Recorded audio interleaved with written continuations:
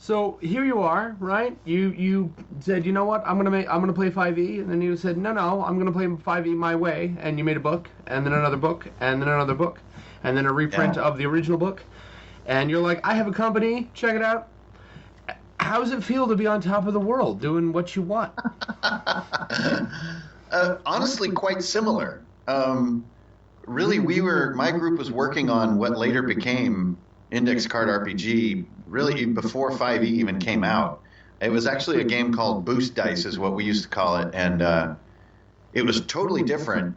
And we were kind of coming in and out of playing it and playing like 3.5 basically, and like hacked Pathfinder and stuff like that, all in a big mess. And then when 5e came out, I'm not sure what happened, but I had a friend with a YouTube channel called Cult Moo, which is just really like a drinking challenge channel. They, and they were on YouTube, and just one day, randomly having some beers one afternoon, he's like, dude, doing YouTube is fun. You should check it out. And I was like, what? YouTube's just like a bunch of gag videos. And he's like, no, you could do anything. You could do your D&D stuff. And I was like, huh? And so just on a kind of almost like a dare, that's when I started getting into YouTube, and that's when all the gears started meshing of thinking like, wow, this is kind of interesting. And then fast forward a couple of years, and it became such a huge distraction. I could no longer like work my job. I couldn't do it. So I just kind of bailed on like a 20-year career. Wow. And just because I was so distracted by my intrigue with all of it. And, you know, I've had about 3 times in my life where I really went all in as a sort of RPG hobbyist. And then between those times, you know, there's either you're just a player for a few years, or you're kind of, you know, leaning back because you're spending too much on miniatures or whatever. And so I would have, you know, a couple year gap here and there of just not playing at all. But this time around, when the sort of the fever kind of bit me again, it really came and bit me. Like it kind of came and ate my whole brain. So it's great, and it's fun to do to do it professionally, I guess you could say. But honestly, it kind of doesn't feel any different. It's still like it's something that I do compulsively rather than to make sure I make revenue. Mm-hmm. So it's just it's really usually the first thing I do every morning when I wake up is like work on sort of my stuff, whatever it may be, and like go to the gym and make some coffee and keep working on my stuff till about lunchtime. And like that lifestyle is really hard to do and hold like a daytime job. I bet. Yeah, so those two things just weren't jiving.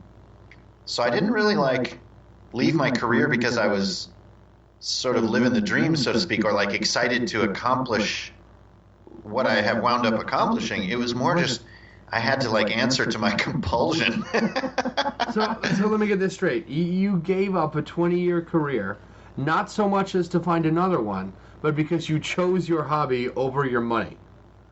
Absolutely, yeah. That's awesome. Incredibly brave, incredibly stupid, and wonderful. Yeah, and well, I also found that what used to be a great passion of mine, which was making video games, is, and you know, this is a bit of a tired topic, so I don't really need to beat it, but that industry has changed a great deal, and I feel that the sort of cottage feeling that the video game industry had like way back in the early 2000s and late 90s is now no longer sort of there, and that cottagey feel has moved over to the tabletop industry, and now I'm unfortunately seeing some of those same trends that really overgrew the video game industry are starting to just now arrive at the tabletop industry. So I didn't know you made video games. Oh yeah, so that's what I did coming out of college. Basically, was I actually accidentally stumbled into making video games and doing concept art, and I really never intended to even be a part of that. But in the late 90s, that was there was a lot of employment to be had as the sort of the foundations of like the early sort of 3D consoles were being developed. And I just stumbled into it. And, you know, I like have always drawn, you know, robots and fantasy stuff and guns and tanks and all that kind of stuff. And it just so happened that was all very useful to video game production. I'd like to take a second while we're talking about your art and just just say how great your art is. Do you really draw all that stuff with just a Sharpie and an index card? That's sort of my roots, yeah. And so my roots were always in pen and in Sharpie, and I never really got proper instruction on using pencils and doing construction lines and guidelines and all this kind of stuff and drawing volumetrically. I never learned properly. So I just learned with this kind of just run with your mistakes kind of style. Mm-hmm. And so when the time came to really get more into Photoshop and like more powerful tools, I found that like living that Sharpie life really gave me a good foundation, because Sharpies are just such a one-way trip. Like with a Sharpie, like you really have to embrace your errors. Yeah, once that Sharpie's on the paper, it's permanent. Right. Yeah, yeah. And even if your hand pauses with a Sharpie, you'll get like an extra blob because there's so much ink. And so it had really taught me to draw very fast, and also just to commit and not to really do a lot of undos and to think a lot. And I mean, we're talking many years ago, and then, fast forward for, basically all of my young adulthood of doing that. And you do get a certain sort of devil-may-care type art style, which I was almost always behind all my peers as far as overall quality and versatility as an artist. Like, my peers were so brilliant, but I was always like really fast and decisive. That was my skill in the industry. And go ahead. I'm sorry. Like I was just going to finish with actually where I wound up at the high, when I was at my highest level in video game industry, sort of at the executive level. Mm-hmm. My core skill was drawing with dry erase, like that you could just commit and just do an illustration right on a dry erase board in front of other people and get pretty good results. And that I became sort of known for that, and that was sort of my core skill of how I would guide creative teams, and it just happened to transfer, quite well into the sort of RPG space. I've got the 2E, your second edition Index Card RPG book in my hands right now. And my favorite, hands down, my favorite art in here is the Reptoid Gargantua, the giant, like, mechanical Iron Man dragon monstrosity. Yeah. The children from beneath the door, because that thing is creepy as hell. And the Gerblins, which is my new favorite word, by the way. Gerblin is awesome. Gerblin. I'm kind of fussy about my goblins. I've always had an affinity for them. How they're treated in fantasy, right? Little, almost mindless, but not quite. Maybe they have some society. They cram stuff together. I always loved them. I played Magic growing up, right? And I was the guy with the goblin deck, no matter what. Me too. You bring your fancy strategy and your anti this and defense that, and I'm just gonna throw 1,000 little 1/1s at you. And even if I don't win, it's gonna be fun. And your goblins are great. They look like little people, but not quite. For my money, I love. Have you seen the picture of I think it's a Pathfinder goblin holding a D20? He looks like a little green thief. I love that visual, and yours is. I kind of thought that was going to be my favorite goblin picture for ever, and yours is better. Your art is really, really great, and perhaps more importantly than that, it's unique. Like, you can pick up a thing, and I can know that you drew it. You've got this great aesthetic. That is definitely true. I've always been somewhat known for that. So it's like on my end, especially working with like real pro like concept artists, I always felt like such a tool. I always felt like sort of like a finger painter almost, because I have sort of a very childlike way that I do my art. But at the same time, a lot of those really precise, super skilled concept artists would kind of look to me to sort of be the guy with the machete who starts hacking the trail, and they would be the ones who pave the road. They would do the really good art that users see more of.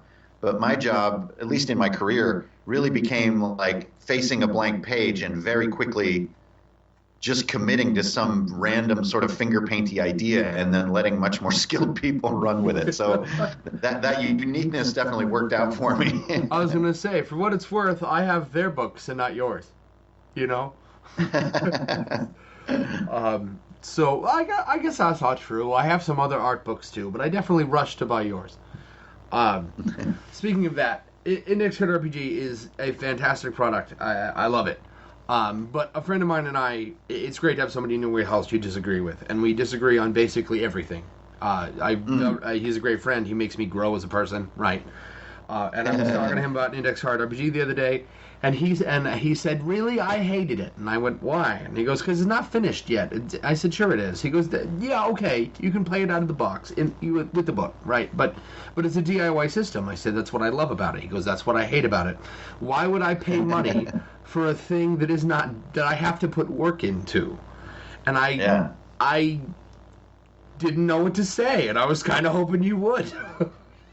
Well, I mean, that's an interesting and very timely topic, because I think in my past week here, I've been like trying to do a deep and meticulous analysis of the second edition Pathfinder core book.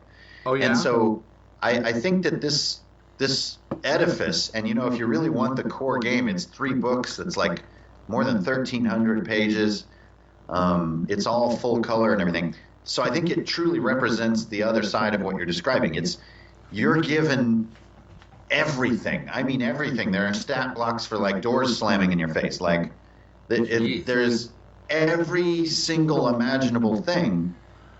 And I really don't have an argument that one is better than the other, except I do think that the newer sort of mentality is trying so hard to include people that don't want to put effort into the hobby, they might be losing sight of some of the roots of what makes the hobby beautiful. And so, is that right for any given person? I'm not in a position to say that. But to me, I'm kind of a little bit with you, I suppose, in this argument, is I really believe that the coming up with is the magic of what we do, not the relaying. The skill of like a really fully realized system and bringing it to the table is still an amazing skill. It takes a great deal of mental acumen and really good memory and a sense for theatrics.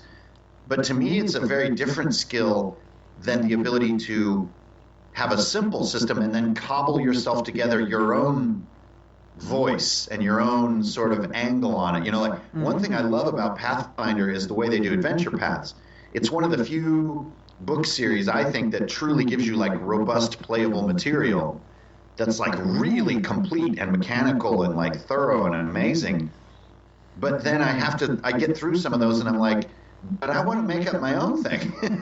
I mean, like Rise of the Rune Lords, I love the story in that, how it starts with the murders and it leads all the way up to this sort of jilted wizard that's on a cosmic level and everything in between. I love Rise of the Rune Lords, amazing. But I always find myself halfway through those books thinking, ooh, that gives me an idea for something I could write myself.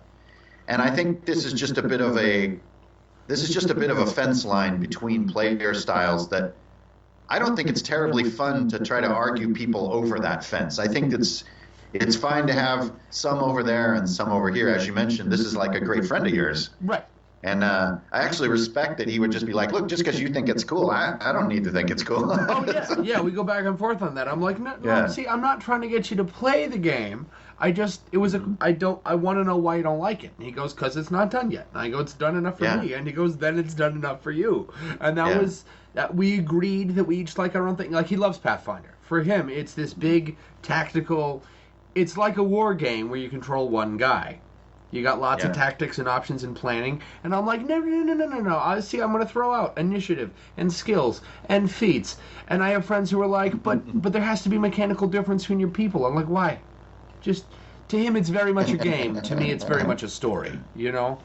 And I mean, the most impressive Pathfinder players that I've ever known have a really fun mental command of the synergies in the game. And I think that is a beautiful thing that Pathfinder, really, that is the warm fire that Pathfinder huddles around, is players' ability to memorize and exploit like really cool, subtle synergies. And it's really neat. How they click stuff together. Yeah. They click things together, and then you see a light go off at the table. Somebody comes up with this sort of shebango, babingo combo, and it's totally awesome. It's quite impressive.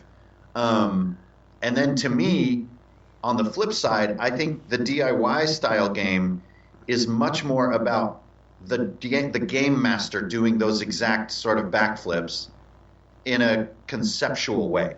Like instead of mechanics synergizing, I think DIY games open the game master up a little more to do like thematic synergizing or sort of story synergy where things you thought were not related turn out to be related. Details about characters that have been improvised actually were very meticulously noted and then brought back later. And I just think that the DIY game is very game master focused. Oh, yeah. And I think that a Pathfinder type game or a much more completed game is very player focused. And I say, rock on with whatever works. Right. And all of us who've been playing for years, especially with good friends, know that there is no one or the other. It's all a big mess. Right. You like what you like. Right. Yeah.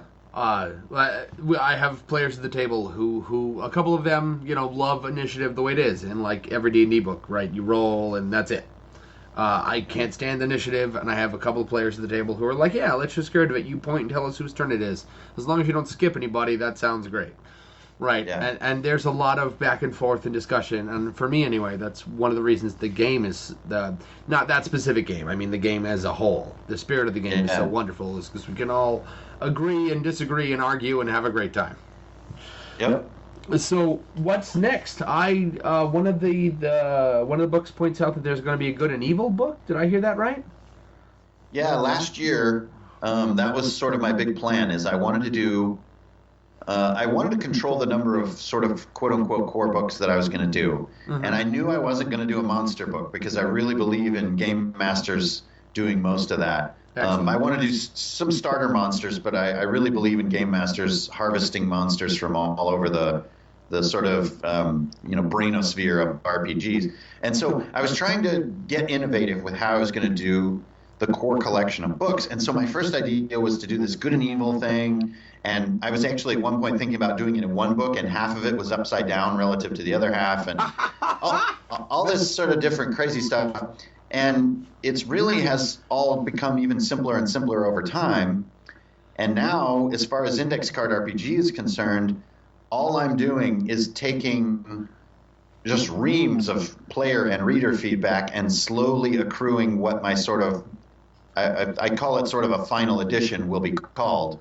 And that's going to combine everything that I've written so far into a sort of hopefully what your homie might call a finished book. That was going to be my next question. Did I hear somebody talking about taking the core book and the magic book and the world's book and going boom and making? Well, and that's just the beginning. So those are just the bigger ones. The third edition also is going to bring in like Blood and Snow and Xeno Dead Zone and Vigilante City and every single thing that's been worked on, which right now adds up to about 800 pages, will be revised and cleaned and edited and improved and compressed down into, maybe like a 250-page book. And then that's also going to come with like an amnesty day. And the amnesty day is where I'm going to release like everything that's been done for it for free, as far as all the art and the tokens and the index cards and all that stuff will go free to all the readers, as well as everyone on the internet. And the only thing really that I'm going to be doing revenue on will be this sort of final third edition book. And then the other piece that I just can't turn away from that the readers want is like an officially printed like tarot edition of the 100 best index card images for table use. That sounds cool. So that'll be the third edition, and then probably I will try to lean away from doing editions for as many years as I can, and as see how much staying power the system truly has. I mean, so far I'm kind of aghast at how much staying power it has. You're a one-man show, right? It's just it's quite shocking. Yeah, it's just me. Wow, look at you. As in an official capacity, I mean, I owe so much to my editing team and to all my readers and, the overall sort of brain community around my work. I owe them so much. There's no way I could do it without them. But as far as responsibility, yeah, that's just me. So this third edition, I don't want to put a deadline on the guy who was just like, I don't like deadlines, but I'm gonna kind of do it anyway. Do you have any idea at all when this third edition is going to come out? I think when I start to feel that the community is sort of grinding down on innovative ideas, and I start to feel that sort of pulse.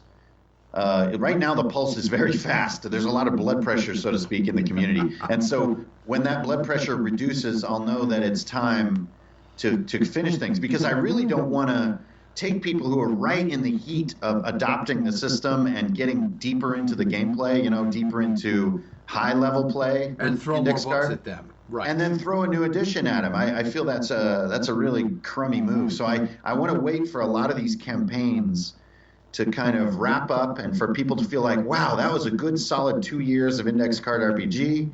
Like, we really progressed in ways I never saw coming. We've crisscrossed the different worlds. Wow, that was wild. And then this kind of exhale starts happening, and that's when I'll know. So based on my instincts, I feel like it's late 2020. Okay. Just from the momentum I see in the community right now, which is insane and still expanding. So I need to feel that sort of that big bang sort of slow its expansion, and then I'll feel comfortable, because no matter what I do, I never want to jilt my readers. I always want my readers and my players to feel cared for and to feel supported. And sometimes that means just having to wait on, potential revenue sources. Right. Good for you. Yeah. So I wanted to, maybe you have 100,000 fans who already did this, but I'm really late to the party. So I wanted to take a minute and appreciate individual aspects of the book. One, I think I think it's perhaps the greatest thing a tabletop game producer can do is to be clear and concise without taking hours. Hence the concise bit. It's one thing to be really passionate about a subject. It's quite another to be able to boil that down into 4 or 5 sentences that make perfect sense. Yes, that's the hardest part, really. Oh, yeah. And you have one page in here, ICRPG is a plugin, that covers what have we got here? The 9 different things.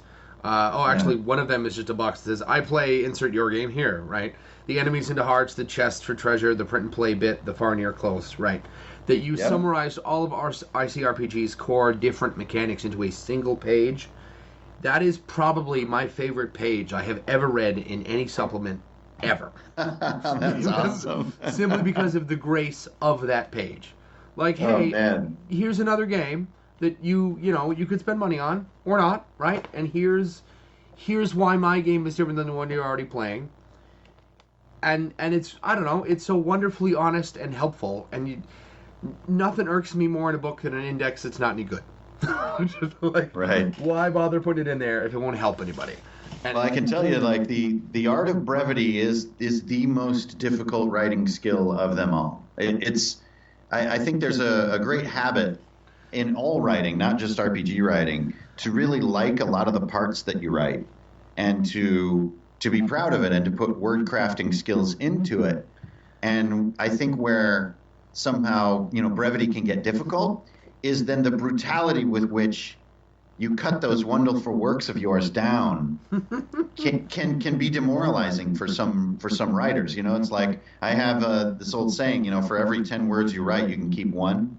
Nice. And to actually apply that is so painful to some writers, and so they find themselves.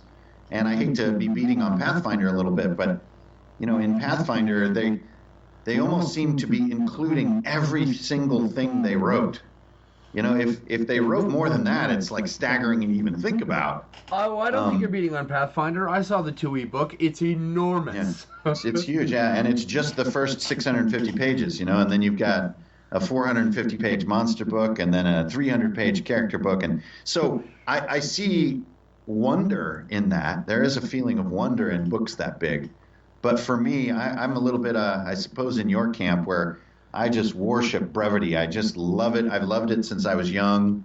And I like, even my novels, are criticized as being somewhat short, but I'm totally okay with that. I like a good short read. One of my favorite books in the whole world is, laugh if you want to, is The Life and Adventures of Santa Claus, which is a book written by L. Frank Baum, the guy who wrote The Wizard of Oz.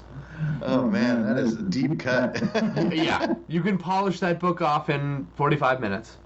If you read well, maybe a half hour. Right? It's not real long. And a lot of the Rice Burroughs books are like that, too. Right. Oh, yeah. Yeah, totally. Yeah, you'll get like a 180-page Rice Burroughs novel that you could just plow right through, and it's just so light and easy. I always loved that style. Oh yeah, and just done. If it's a chore, like I've read The Count of Monte Cristo. It's my favorite classic novel, and he was paid by the word to write it, and you should read that one abridged. You really should. Yeah, totally. It's Plus, he doesn't go anywhere for most of it, so you're just like, dear Lord. A chapter and a half of he's in isolation. I get it. He's hit rock bottom. So have I. Can we move on? Like, oh. So have I. It's just dreadful. It's my favorite. Don't get me wrong. It's a wonderful story. Everyone should read it. It's fantastic. And it's one of those good guys that turns into a bad guy, not the other way around. Right? And But, oh my God. So this has been really wonderful. I'm trying to think of a question to ask you. In my other show, I ask everybody what their favorite word or sound is. Yeah, you know what? Let's go with that. Do you have a favorite word or sound? A favorite word or sound? Yeah. Whoa. Thank you. Oh, man, that is tough. I always thought that what's your favorite color was too easy. You know, I think I do know my favorite sound. Okay. It has many different forms, but it's basically the sound of like, I don't know how to describe this quite right. It's kind of the sound of Kermit the Frog doing a Gregorian chant. Now that may sound strange, but I find myself every day in my daily life making that sound, which is like. I was just about to say, well, you made this sound.